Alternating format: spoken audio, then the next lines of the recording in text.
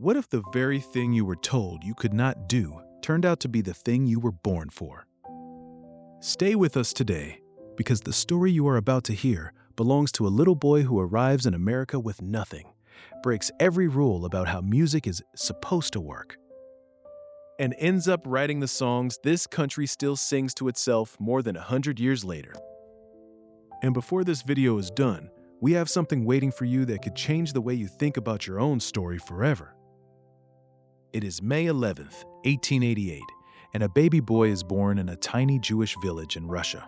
His name is Israel Beilin, and he is the youngest of 8 children. His father, Moses, is a cantor, a man who sings in the synagogue. And while Moses fills that sacred space with music every week, he can barely fill his family's table with food.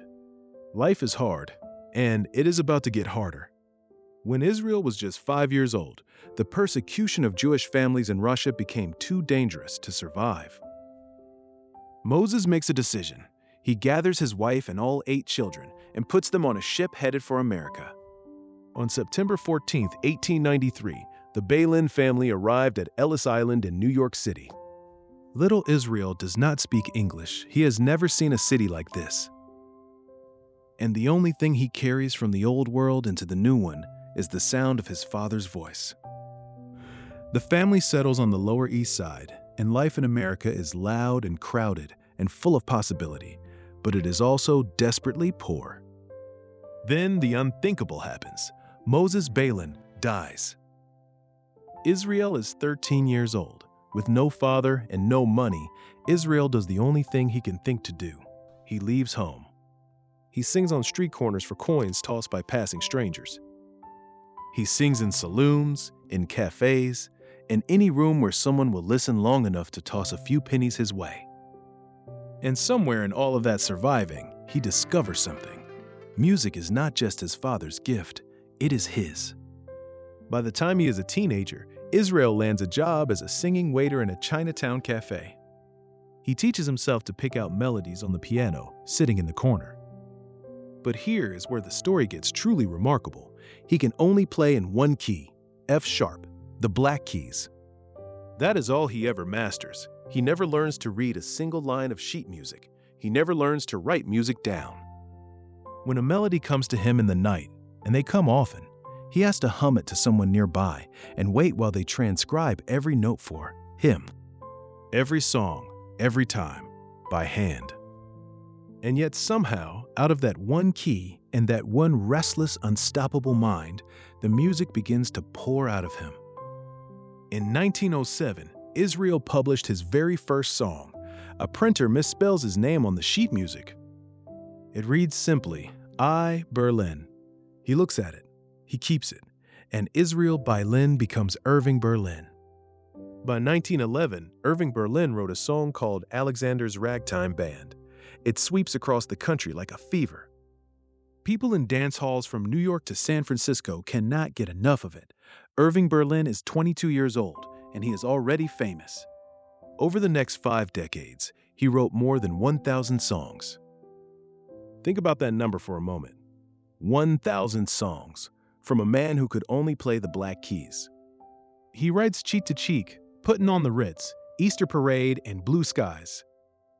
He writes the songs Fred Astaire dances to on screen, while the whole world sighs with happiness. And then one quiet evening, Irving Berlin writes a song so personal, so deep in his heart, that he folds it up and puts it in a drawer. He leaves it there for 20 years. When he finally takes it out, a singer named Kate Smith performs it on national radio. Phone lines jam with callers desperate to know the name of what they just heard. That song is God Bless America. And on September 11, 2001, when the country is shaking with grief and disbelief, members of the United States Congress walk out onto the steps of the Capitol and sing it together.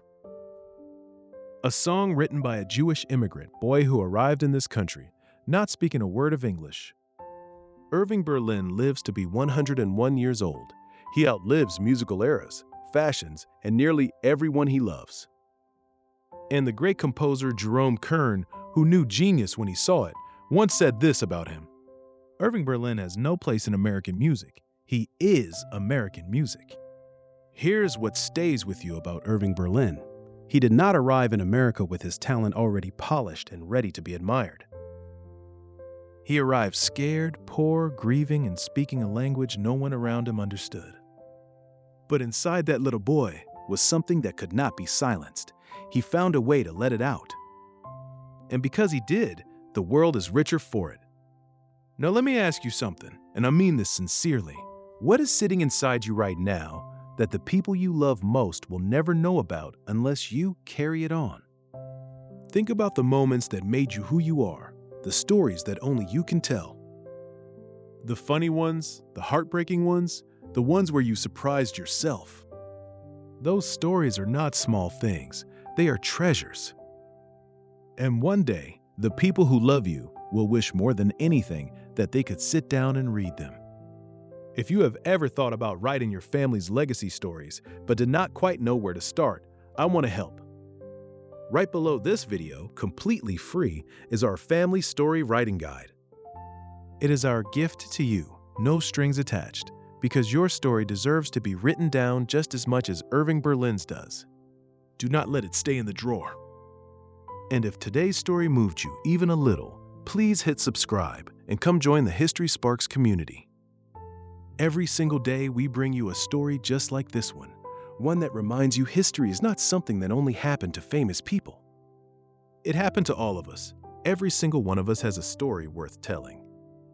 We will see you right back here tomorrow.